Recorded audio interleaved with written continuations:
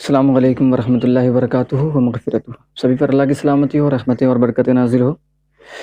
मैं हूँ शाह वज़ीर और आप देख रहे हैं फादर ऑफ़ टेक्नोलॉजी,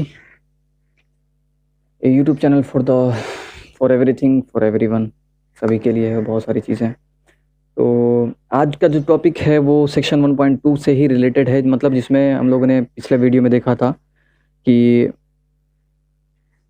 न्यूट्रिशन किसे कहते हैं।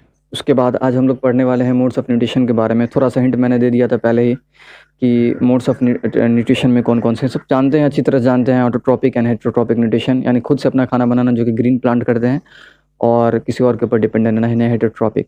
चलिए, इसमें जो पहला टॉपिक आज का है मैं शुरू करता हूँ। पहले देख लीजिए आप लोग। अरे, ये आज आपका टॉपिक है आज का, आप लोग देख रहे होंगे पीछे, मोड्स ऑफ न्यूट्रिशन। उसके बाद इसमें दो तरह के टाइप दिए हुए हैं, ऑटोट्रॉपिक एंड हेटेरोट्रॉपिक।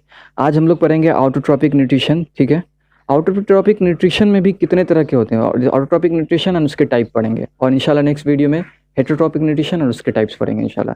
तो देखिए, ये जो वर्ड है ऑटोट्रॉप, अच्छी तरह जानते हैं आप लोग, ये ग्रीक वर्ड से आया है, पढ़ते आ रहे हैं बार बार बार बार कि ऑटो मीन्स होता है सेल्फ, एंड ट्रॉप मीन्स मतलब फीडिंग, सेल्फ फीडिंग या न्यूट्रिशन बोल सकते हैं। सेल्फ न्यूट्रिशन, जो अपना न्यूट्रिशन खुद हासिल करता हो, अपना खाना खुद हासिल करता हो, ठीक है। और हम लोग अच्छी तरह जानते हैं कि इस ऑटोट्रॉपिक न्यूट्रिशन में ये होता क्या है। अपना खाना खुद बनाते हैं, और कहाँ पे बनता है ये जो ग्रीन पिगमेंट कंटेनिंग जो ऑर्गेनिज्म होते हैं, जिनको हम लोग कहते हैं ग्रीन प्लांट्स कहते हैं, या दूसरे कुछ बैक्टीरियाज भी ऐसे हैं, ब्लू ग्रीन एल्गी, ठीक है, या साइनोबैक्टीरिया उसी को कहते हैं। तो वो सब जिसके अंदर ये ग्रीन पिगमेंट होगा वो फोटोसिंथेसिस के कैपेबल है।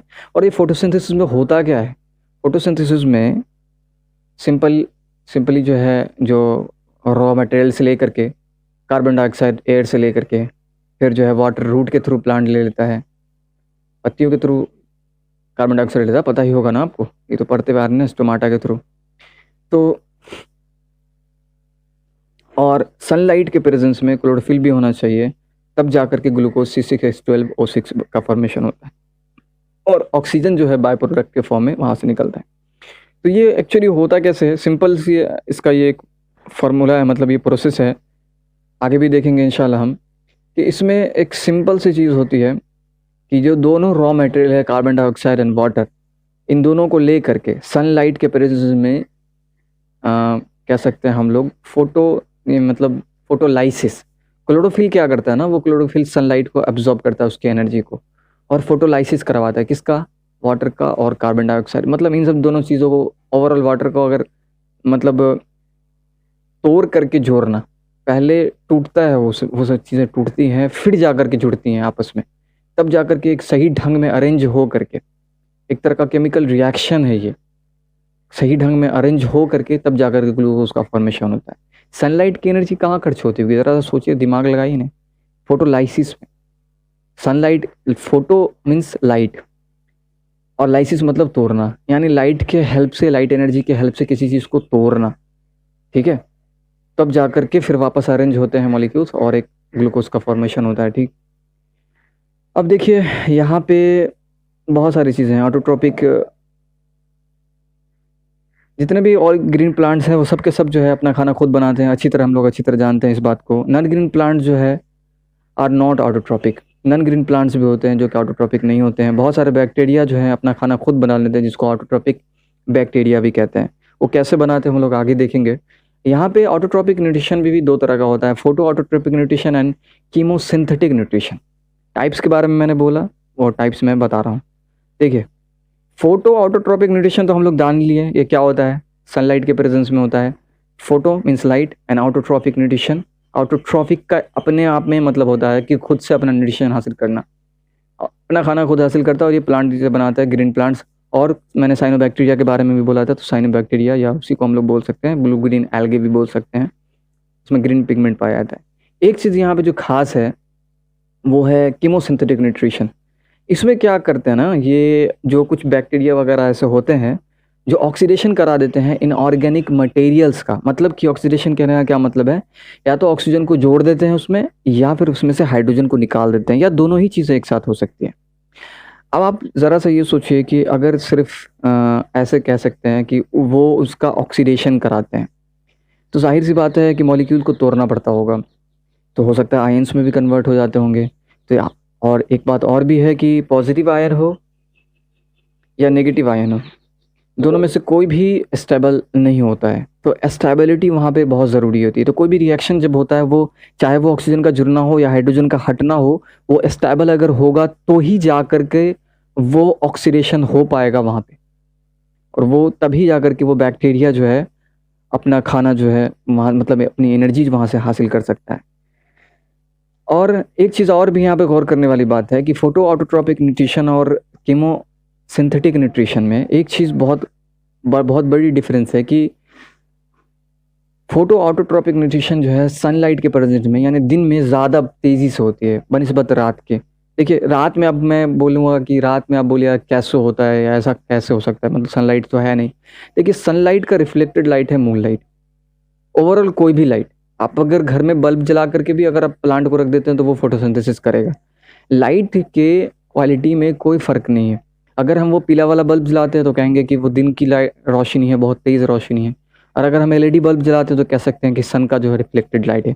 जो भी है लाइट है वो, तो वो फोटोसिंथेसिस रात में भी कर सकता है, ऐसा नहीं कि नहीं कर सकता है। हाँ, उसके लिए कॉमन सी बात ये है कि जो जंगल है वगैरह है वहाँ तो लाइट उस तरह की होगी नहीं रात में। अगर हम घर में चाहे तो बना सकते हैं उस तरह का माहौल, लेकिन जंगल वगैरह में तो होता नहीं है। तो ज़्यादा से ज़्यादा जो है रिफ्लेक्टेड लाइट मून को मिल जाएगी, वो भी कभी कभी। ऐसा नहीं कि वो पूरे महीने जो है हर रोज़ जो है उसको उतनी ही रिफ्लेक्टेड लाइट मिलेगी। और दिन और रात की रोशनी में बहुत फ़र्क है, डायरेक्ट आती हुई लाइट में और रिफ्लेक्टेड लाइट में बहुत फ़र्क है। तो इसी वजह से हम कह सकते हैं कि फोटो ऑटोट्रोपिक न्यूट्रिशन जो है वो दिन में ही होता है बेसिकली। ऐसा नहीं कह सकते कि रात में बिल्कुल भी नहीं हो सकता है। लेकिन कीमोसिंथेटिक न्यूट्रिशन दिन और रात किसी चीज़ के ऊपर डिपेंड नहीं करता है, क्योंकि इसके लिए कोई लाइट वाइट एनर्जी की ज़रूरत की है ही नहीं। ठीक है, अब इसमें होता क्या है, मैंने बता दिया कि ऑक्सीडेशन होता है, इनऑर्गेनिक मटेरियल्स का ऑक्सीडेशन कर सकते हैं, और ये दिन रात दोनों हो सकता है। कुछ एग्जांपल इसके हैं, नन ग्रीन बैक्टीरिया, जो बैक्टीरिया नन ग्रीन है, यानी जिनके अंदर फोटोसिंथेसिस करने के लिए ग्रीन पिगमेंट यानी क्लोरोफिल नहीं है। जैसे एक एग्जांपल है नाइट्रोसोमोनास। ये क्या करता है, which is a nitrifying bacteria involve in the nitrogen cycle and sulphur bacteria. Nitrosomonas के बारे में यहाँ पे बात की गई है। ये क्या करता है, नाइट्रोजन साइकिल में इन्वॉल्व है, मतलब कि अगर कोई ऑर्गेनिज्म मर गया हो, चाहे प्लांट हो या एनिमल हो, तो उसका जो उस नाइट्रोजन कंपाउंड होगा वो उसको तोड़ करके, ठीक है, समझ में आ रही है ना बात, ऑक्सीडाइज करके, किसी तरह से ऑक्सीडाइज करके यानी ऑक्सीजन जोड़ के या फिर हाइड्रोजन को हटा करके, तो जो एनर्जी रिलीज होगी उस वक्त उस एनर्जी को अपने अंदर एब्जॉर्ब कर लेगा सल्फर। और इस बैक्टीरिया का, नाइट्रोसोमोनास बैक्टीरिया का नाइट्रोजन साइकिल में बहुत बड़ा हाथ है। ये अब नाइट्रोजन साइकिल तो जानते हैं ना, वो तो उस पर एक्सप्लेन करने की ज़रूरत नहीं है ना, सिंपली मैंने बता ही दिया, अगर आपने ध्यान दिया होगा तो। वो सिंपल यही है कि अगर कोई ऑर्गेनिज्म मर जाता है तो वो वापस जो है मिट्टी में चली जाती है, वो उसको डिकम्पोज करके जो है क्या करता है, मिट्टी में मिला देता है नाइट्रोजन को। फिर नाइट्रोजन जो है प्लांट किसी तरह से एब्जॉर्ब कर लेता है, ठीक है, प्लांट फिर बढ़ता है, ग्रो करता है, फिर कोई दूसरा ऑर्गेनिज्म उसके प्रोडक्ट्स खाता है, चाहे फल हो, पत्तियाँ हो, स्टेम हो, खा ले अगर, तो फिर उसके अंदर चला गया उस ऑर्गेनिज्म के अंदर, फिर वो ऑर्गेनिज्म डेड होगा, फिर वापस मिट्टी में। तो यही नाइट्रोजन साइकिल है सिंपली, और क्या बोलूँ मैं इससे ज़्यादा। सल्फर बैक्टीरिया भी ऐसा ही कुछ करता है कि वो ऑक्सीडाइज करा देता है इनऑर्गेनिक कंपाउंड्स को, बहुत सारे सल्फर के कंपाउंड्स होंगे। तो आज के लिए इतना ही था। अगली बार हम पढ़ेंगे हेटरोट्रॉपिक न्यूट्रिशन के बारे में, और उसके टाइप्स के बारे में, कितने टाइप्स के हेटरोट्रॉपिक न्यूट्रिशन होते हैं। मैं हूँ शाह वज़ीर और आप देख रहे थे फादर ऑफ टेक्नोलॉजी। मिलते हैं इंशाल्लाह फिर बहुत जल्दी अगली वीडियो में। अस्सलाम वालेकुम रहीम।